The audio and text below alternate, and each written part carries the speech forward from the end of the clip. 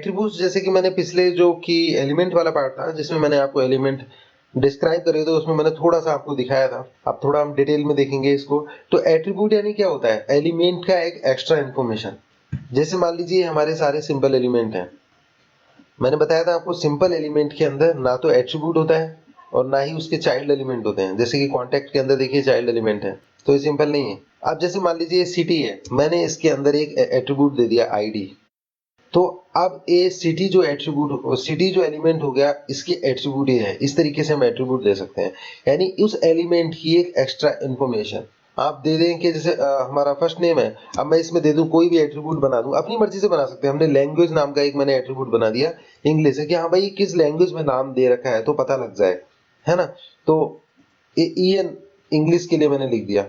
तो ऐसे एट्रीब्यूट्स हम बनाते हैं। एट्रीब्यूट्स जो हमारे होते हैं बहुत हमारे काम के होते हैं। एफ नेम हमारा एलिमेंट है, उसके अंदर मैंने एक एट्रीब्यूट बना दिया लैंग्वेज और इंग्लिश, तो हम इसके ऊपर कंडीशंस लगा सकते हैं आगे कि भाई जो इंग्लिश में नाम है वही सिर्फ आए। हम बहुत कंडीशंस अप्लाई कर सकते हैं और वही डेटा हम परफेक्ट निकाल सकते हैं जो हमें निकालना है। हम एक लूप चला सकते हैं कि भाई आईडी 70 से लेके 75 तक की जो शहर हैं उस आईडी के शहर हमारे पास लूप आउट हो जाए, ठीक है। तो इस तरीके से एट्रीब्यूट यूज होते हैं, एक एलिमेंट की एक्स्ट्रा इन्फॉर्मेशन। पर बात अब हम XSD की करेंगे अगर, कि हाँ भाई XSD में हम इन एट्रीब्यूट्स को डिक्लेयर कैसे करेंगे। हमने देखा था कॉम्प्लेक्स टाइप को हम कैसे डिक्लेयर करेंगे और सिंपल एलिमेंट्स को हम कैसे डिक्लेयर करेंगे। अब ऐसे कॉम्प्लेक्स एलिमेंट जिनके एट्रीब्यूट है उनको कैसे डिक्लेयर करेंगे, तो वो यहाँ तो कुछ जादू है। क्लियर, आप क्लिक करो क्रिएट स्कीमा और ये देखिए आ गया। अब एक एक करके अपन देख लेते हैं। ये देखिए जब हमने फंक्शन एफ नेम यानी फर्स्ट नेम के अंदर हमने क्या करा था, एट्रीब्यूट हमने नहीं डाल रखा था, तो हमारा ऐसे आ रहा था ये डाटा।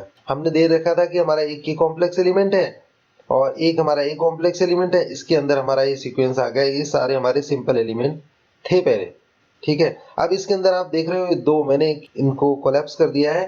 अब फर्स्ट नेम के अंदर आप देख रहे हो क्या क्या है। अब एक तो ये एलिमेंट वैसा नहीं रहा सिंपल एलिमेंट, इसलिए इसके अंदर अब क्या आ गया, हमारा फर्स्ट नेम आ गया और उसके अंदर फिर वही कॉम्प्लेक्स टाइप सिंपल कंटेंट है इसके अंदर, इसलिए सिंपल कंटेंट नाम का एक हमारा टैग आ गया इसके अंदर। और एक्सटेंशन बेस यानी इसके अंदर डेटा कैसा है हमारा, वो स्ट्रिंग डेटा है, इसलिए बेस डेटा हमारा स्ट्रिंग है, वो आ गया। और उस एट्रीब्यूट का नाम हमारा यहाँ पे क्लियर हमने डिक्लेयर कर रखा है कि उस एट्रीब्यूट का नाम लैंग्वेज है और उसके अंदर स्ट्रिंग वैल्यू है।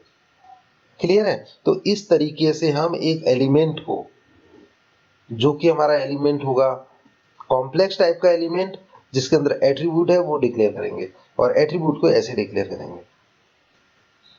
क्लियर है। ये हमारा फर्स्ट नेम है और इसके अंदर हमने जैसी आईडी दे रखी थी सिटी को, वो है। इसके अंदर भी हम देखो सिटी एलिमेंट बना रखा है और उसके अंदर वही कॉम्प्लेक्स टाइप कंटेंट दे रखा है, सिटी आ रखी है उसके अंदर। और उसके अंदर हमारी ये अनसाइंड बाइट डेटा टाइप, आप जरूर देखें डेटा टाइप वाला वीडियो, कि हमारा जो सिटी की जो आईडी दे रखी है आईडी, वो जैसे इसके अंदर स्ट्रिंग था, नेम के अंदर स्ट्रिंग था, मगर यहाँ तो क्या है बाइट में दे रखा था ना मैंने आईडी। ये देखिए सिटी की आईडी क्या है, इंटीजर वैल्यू है। आप बाइट शॉर्ट लॉन्ग जो यूज करना चाहें आप यूज कर सकते हैं।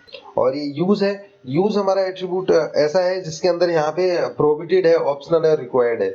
रिक्वायर्ड मतलब हमें बोल दें कि डालना ही है एकदम कंपलसरी, ठीक है ना। तो हम रिक्वायर्ड लिख देंगे तो फिर हमें डालना ही पड़ेगा।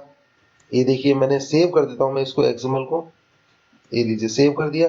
और यहाँ आप देखेंगे अपन, तो देखिए अब दोनों में एरर आ रही होगी। यहाँ पे सिटी में एरर आ रही है क्योंकि यहाँ पे मैंने, ये देखिए सिटी में मैंने क्या कर रखा है, रिक्वायर्ड कर रखा है। ऑप्शनल कर दूं मैं अगर इसको, तो यहाँ पे देखिए एरर चली गई हमारी, क्योंकि अभी एट्रीब्यूट ऑप्शनल हो गया। यहाँ पे जरूरी नहीं कि यहाँ पे यूज करूं मैं, और अगर यूज करना चाहता हूं मैं तो कर सकता हूं मैं। कोई भी दूसरा मान लीजिए शहर मैंने डाल दिया यहाँ पे, तो मैं इस तरीके से यूज कर सकता हूँ। तो ये यूज वाला बहुत अच्छा हमारा एट्रीब्यूट है जिसके अंदर प्रोहिबिटेड है जो कि नहीं डालना है। अब जैसे मोबाइल नंबर है, कंट्री नाम का एक एट्रीब्यूट बना दिया मैंने, बोलो, और इसके अंदर मान लो मैं लिख दिया इंडिया, तो इससे भी एक बहुत बढ़िया, देखो आप अपन कोड में सेट कर सकते हैं भाई इंडिया वाले ही नंबर मोबाइल नंबर आ जाए, है ना। तो अभी देखो XSD बनी हुई है इसलिए एरर आ रही है ना। तो हम अब इस बनी हुई XSD में हमें आराम से यहाँ पे हमें क्या करना है, जो हमारा कौन सा एट्रीब्यूट था, मोबाइल, ये देखिए मोबाइल। अब इसके अंदर हमें वैसे ही डिक्लेरेशन करना है। फाइल को डिलीट करके दोबारा क्रिएट कर लेते हैं और ये हमारी स्कीमा क्रिएट हो गई और सेव कर दी स्कीमा मैंने।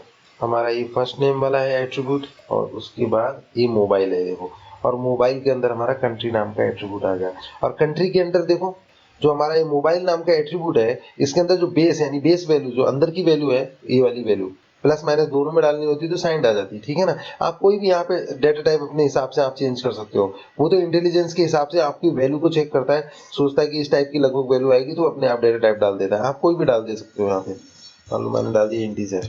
तो ऐसे आप डेटा टाइप आपने बेस यानी जो अंदर का एक्सटेंशन यानी उसके अंदर जो डेटा होगा उसका डेटा टाइप, और उसके बाद जो एट्रीब्यूट आपने डिक्लेयर करा है कंट्री नाम का उसका डेटा टाइप IN लिखा है अपन ने यहाँ पे देखिए, तो स्ट्रिंग डाल दिया उसने। और यूज ऑप्शनल, ऑप्शनल का आपको यूज का आपको बता दिया, आप प्रोहिबिटेड कर सकते हो, ऑप्शनल कर सकते हो, रिक्वायर्ड कर सकते हो। इसके अंदर हमने 3 कॉम्प्लेक्स टाइप के एलिमेंट डिक्लेयर कर दिए जिनके एट्रीब्यूट भी हैं। अच्छा, एट्रीब्यूट जो हम डिक्लेयर करते हैं उसमें मैंने आपको बता ही दिया, नेम था, टाइप था, यूज था। ऐसे डिफॉल्ट और फिक्स्ड नाम के भी 2 एट्रीब्यूट डिक्लेयर करते टाइम एट्रीब्यूट यूज कर सकते हैं। जैसे मान लीजिए जो ये है हमारा, मैं सोच रहा हूँ कि लगभग सभी लोगों का कंट्री इंडिया ही होगा ऑलमोस्ट, क्योंकि हमारा कहीं बाहर के कॉन्टेक्ट्स नहीं है और हो भी सकते हैं बीच में आ जाएं। तो मैं ये चाहता हूँ कि डिफॉल्ट जो वैल्यू है इसकी IN हो जाए और इसकी डिफॉल्ट वैल्यू EN हो जाए इंग्लिश की, क्योंकि इंग्लिश में ही डाला जाएगा। अगर फिक्स्ड करते हो तो वो हमेशा के लिए फिक्स हो जाएगी वैल्यू। इसके अंदर मान लीजिए ये लैंग्वेज के अंदर मैंने यहाँ पे यूज दे दिया ऑप्शनल, कि यूज ऑप्शनल है, वो सब अगले वाले में ना करा जाए तो कोई दिक्कत नहीं है। यानी कि यहाँ पे आपने कर रखा है ये लैंग्वेज का यूज और इस वाले में नहीं कर रखा है, जैसे मैंने दिखाया था, अगर मैं उसको रिक्वायर्ड कर दूं तो यहाँ भी करना पड़ेगा मुझे, है ना। तो इसको ऑप्शनल अगर दे रखा है तो यहाँ पे मैं अगर डिफॉल्ट वैल्यू डाल दूं तो EN डाल दिया, तो मेरा एक कौन सा एट्रीब्यूट है, इस एट्रीब्यूट का नाम है लैंग्वेज, है ना। तो इस लैंग्वेज का डिफॉल्ट वैल्यू हो गया EN। अब अगर मैं इसमें वैल्यू नहीं डालूं, ये वाला EN जैसे ये डाल दिया, तो इसके अंदर नहीं डाला, यहाँ मेरा ऑप्शनल है, तो इस वाले का भी एफ नेम का, इस वाले एलिमेंट का भी एट्रीब्यूट, इसकी डिफॉल्ट वैल्यू क्या हो जाएगा, EN हो जाएगी। तो जब मैं इसको लूप आउट करूंगा वैल्यूज को, जब मैं इसमें से निकालूंगा वैल्यूज, तो मेरी ये वाली वैल्यू भी आएगी। क्यों? क्योंकि इसकी डिफॉल्ट वैल्यू मैंने सेट कर दी है, ठीक है। इस तरीके से हम डिफॉल्ट वैल्यू सेट कर सकते हैं। उसके बाद दूसरा हमारा एट्रीब्यूट क्या था, फिक्स, है ना। इसका तो अगर मैं फिक्स यूज कर लूं तो क्या होगा भाई, अब मैंने फिक्स कर दी, तो अब क्या होगा अगर मैं यहाँ पे चेंज करूं, मान लो कुछ भी ये डाल दिया मैंने, क्या होगा, तुरंत एरर आ गई। क्यों आ गई? The value of language attribute does not equal to its fixed value. मतलब जो फिक्स्ड वैल्यू मैंने EN डाल रखी है वही यहाँ हो सकती है। आप चाहे तो इसको ना डालो, वो फिक्स है वैल्यू, पर आप ये दूसरा नहीं डाल सकते क्योंकि मैंने क्या कर दिया, फिक्स कर दिया। तो इस तरीके से हमारा ये एट्रीब्यूट काम करता है, फिक्स्ड और डिफॉल्ट। यूज मैंने आपको बता ही दिया। तो thank you for watching guys, see you, bye bye.